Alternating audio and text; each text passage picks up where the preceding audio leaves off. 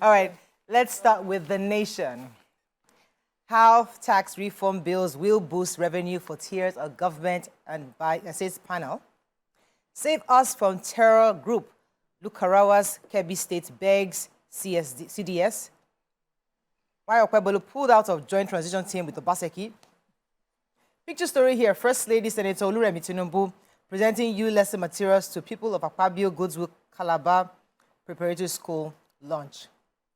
Vandals disrupt bulk power on another transmission line.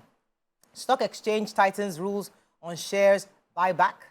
Fubara, I would not work with Oko Jumbo-led assembly. Okay, and Discos insists consumers must pay for meters replacement. Okay. So I want to beg Nigerians on behalf of the TCN that are begging that those communities that are hosting transmission lines to please collaborate with the TCN and security operatives to combat the menace of vandalism. So the TCN said that vandals had destroyed their 330 kV Lokoja Gwagwalada transmission line, one in the early mornings on Saturday. And they tried to re-energize that transmission line, but it tripped again.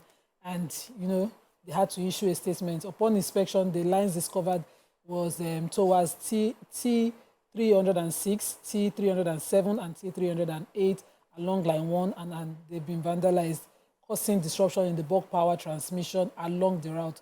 And they examined further and found that the vandals had stolen 2 spans of aluminium conductors from line 1. This line is a double-circuit transmission line, and TCN is still supplying power through line 2. Efforts are underway to recover and to replace aluminium conductors for 2 spans stolen from line 1.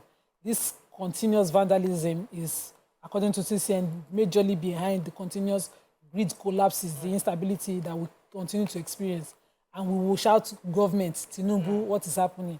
But see where our people are. Stockwell had mentioned on Abanta, we can't keep self-harming and blaming somebody else. Exactly. We are benefiting from crime and blaming someone else. It's just impossible to understand. Yes, okay. I have Discos insist consumers must pay for meters. You remember last week I had taken the story where FCCPC had said that, had insisted that Discos will be the one paying for this replacement of meters, and they will do everything to protect the rights of the consumers. But according to The Nation, they said the Discos appear set on a collision course with FCCPC and NEC, as they've insisted that CEO customers, I'm sorry, but you have to pay.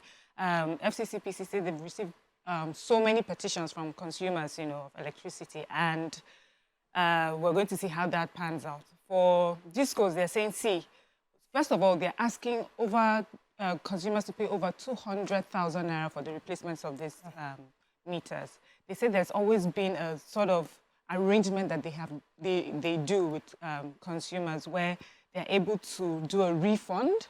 Pay cash, they give you credit. They give you credit they give you credit on your meter, so you enjoy some electricity.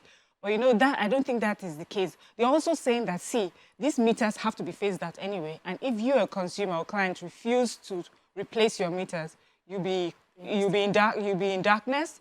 Exactly, you'll not be able to recharge or nothing. They said that the reason why they have to change those meters, that once they get to 10 years, there's a amount of electricity that comes in. If it's quite low, the meters do not pick the reading. And many of the consumers have been enjoying this. So it looks like the reason you're protesting is because you know that there's something that has been wrong with your meters and you've been enjoying the benefits of that. But now they have to phase it. But it still does not answer why the consumer has to be the one to take the cost of that. After all, Anyways, we'll see how this and who wins, FCCPC and NERC or Discos. Okay, another story. Yeah, so I have the tax reform story. The Presidential Committee, the chairman of the Presidential Fiscal Committee, Fiscal and Tax Reform Committee, Mr. Taiwo Yedele, has made recommendations, and these recommendations gave birth to 4 bills before the National Assembly. And he decided to give more insight to it, breaking down the fact that the VAT decentralization is helping Nigerians, is helping the government, that every state apart from Lagos will benefit from this, because it is about if you are making economic activities work in your state, you should earn more from the tax reform. Said that they've even cut down what federal government should get from tax from 15% to 10%, providing an extra 5%. It is equitable sharing. It is fair sharing. 60% of the tax will be based on derivative, which is where you are getting the money from. 20% is based on the population size of each location, and 20% is based on equity. So he said that they've already thought through it, that our current tax system is very archaic, that some of the tax rules we have date back as far back as 1939, and people didn't really study. Even the governors protesting haven't studied the 4 bills. They just took one and started protesting against all the bills like everything is not going to work for them. He said it would be efficient, it would increase productivity within the states, it would increase revenue within the states, that it would take the states back to when regionalization, where if you are producing in your state, you will earn from what is working within your state. He gave a lot of other reasons. I think people should take time to read the Taiwo Daily reports and even read the bill themselves so that we move forward. Even revenue, we'll make more money, states will make more money, federal will make less money. All right, for my own top news on my, I didn't find a story in Nation today, but the news I think is really important is today is the birthday of the number one most influential women in journalism in Nigeria. Who is that? Chief editor of TVC News. Oh, that's none our other very than own. Stella D. Jacobs. Jacob. Happy birthday. Happy birthday. Happy birthday, mate. Moving on now to the Punch. States debts hit 11.4 trillion as federal allocations rise. Feature story here of our president in Saudi Arabia.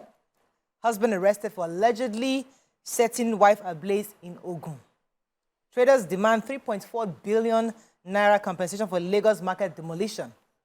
NLC gives governors December 1 deadline for minimum wage payment. Ministries making illegal requests for workers' promotion, says memo. Troops launch manhunt as Lukarawa intensifies killings in Sokoto. And Ondo governorship poll, Inspector General bans Amotekun, others as 15,500 ad hoc staff deployed. So I have the human interest story. This man, Olubunmi Johnson, according to the Punch, in the Fagbuyi area of Fagbuyi Street in Ilogbo area in Ota, local government in Ogun State, just woke up on a Friday morning after a domestic dispute, poured petrol on his wife, set a match on her, and got her burned. Fortunately, she was saved by neighbors, and one of the neighbors also called on her relatives to quickly come and intervene, who then brought in the police. And according to the PRO of the police in Ogun State, he's been arrested. They are currently investigating why he would douse his wife with petrol and set a match on her, but they've not been able to get to what led to what. A 55-year-old man, not one small boy on any excuse of drugs or anything, but an adult like that who's excessively violent towards his spouse is now being investigated. I didn't want to take this story because the story concludes on a similar incident in October that happened in Ikorodu. I didn't want it to be like we're reporting a pattern so that it doesn't get copied, you know. But I just had to take it. Okay, let's go on a very short break. When we come back, we continue with our review. Stay with us. We'll be right back.